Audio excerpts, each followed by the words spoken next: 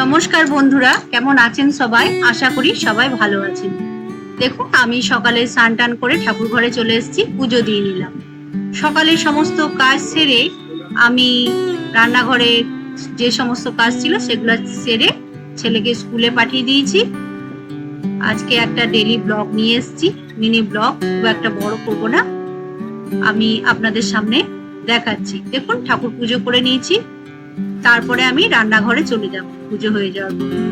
রান্নাঘরে breakfast ready করতে এসেছি। হাজবেন্ড খাবে, তাই ওকে আমি বাটার দিয়ে টোস্ট করে দিচ্ছি।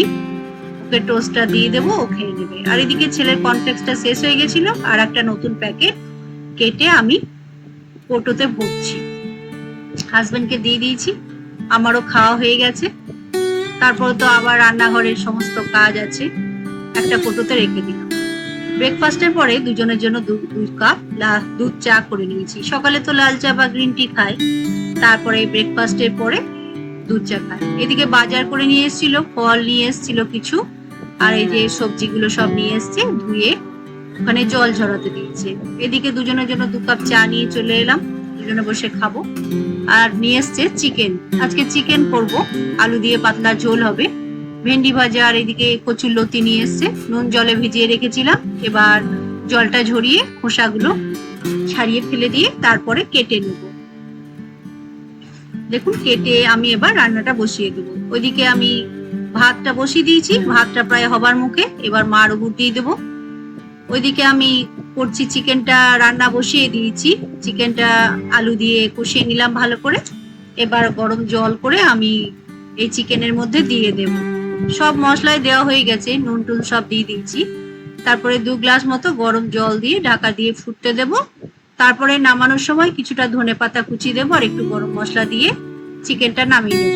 আজকে চিকেনটা এরকম ভাবে রান্না করলাম, খুব একটা তেল মশলা ব্যবহার করিনি, হালকা পাতলা ভাবেই করব। এই গরমে খুব তেল মশলা খাওয়া তো স্বাস্থ্যের পক্ষে ভালো না, তাই মাঝে মধ্যেই তো চিকেন খাওয়া হয়, প্রায় দিনই। তাই চিকেনটা হালকা ভাবেই আমি রান্না করি, তেল মশলা ব্যবহার করি না চিকেনটা রান্না হতে থাক, আমি ঢাকা দিয়ে দেব। আর ওইদিকে কিছু ফল কেটে নেব। ছেলে তো এখন স্কুল থেকে আসেনি, আমাদের দুজনের জন্য কাটছি। আর পেয়ারাটাতে একটু বিট লবণ দিয়ে দিচ্ছি, বিট লবণ দিলে পেয়ারার টেস্টটা খুব সুন্দর লাগে। পেয়ারাটা বিট লবণ দিয়ে আর একটা কাঁটা চামচ নিয়ে নিয়েছি, দুজনে বসে একটু খাবো আর গল্প।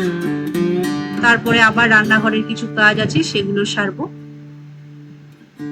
এবার বিকেলের দিকে আমি আর হাজবেন্ড যাব একটু বাজারে, কিছু কেনাকাটা আছে, গ্রোসারি মাল, শপিং মলে গেছিলাম। দেখুন, 15 আগস্টের জন্য সাজানো আছে, খুব সুন্দর লাগছিল দেখতে।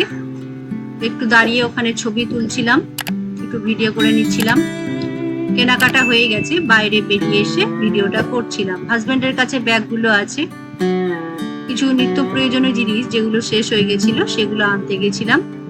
তারপরে চলে আসবো এসকেলেটারে করে নিচে নেমে একটা রেস্টুরেন্টে গিয়ে ছেলের জন্য কিছু খাবার দেবো। ছেলে বলেছিল বাড়ি আসার সময় আমার জন্য কিছু নিয়ে আসবে, তো ছেলের জন্য কি নেব দেখি, দেখা যাক কি নিই। নিচে নেমে চলে এসেছি, বাইরে বেরিয়ে যাব। তারপরে দেখুন বন্ধুরা, রেস্টুরেন্ট থেকে নিয়ে চলে এসেছি ফিশ ফ্রাই ছেলের জন্য, ওর জন্য এনেছি, খাবো বলেছিল, আমরা আর নেবো না, রাত্রে খাওয়া দাওয়া আছে, চিকেন আছে, রুটি খেতে হবে চিকেন দিয়ে, সেই জন্য ওর জন্য 1 পিস নিয়ে এসেছিলাম। ফিশ ফ্রাইটা গরম গরম দিয়েছে, আর সঙ্গে দিয়েছি কিছু স্যালাড, আর একটা প্যাকেটে দিয়েছিল কাসুন্দি। আর দিয়ে দেবো মেয়োনিজ, যেটা নিয়ে এসেছি শপিং মল থেকে, সেটা দিয়ে দেবো। ছেলে মেয়োনিজ খেতে খুব পছন্দ করে, তাই ওকে মেয়োনিজটাও একটু দিয়ে দেবো এই কাসুন্দির পাশেই। ছেলেকে গরম গরম দিয়ে দেবো, ছেলে খেয়ে নিয়ে পড়তে বসে যাবে। বন্ধুরা, আজকের ব্লগটা কেমন লাগলো আমাকে কমেন্টের মাধ্যমে জানাবেন। নতুন বন্ধুরা সাবস্ক্রাইব করবেন, ভালো লাগলে একটা লাইক দেবেন। ভিডিওগুলো দেখার জন্য আপনাদেরকে অসংখ্য ধন্যবাদ। ভালো থাকবেন, নমস্কার।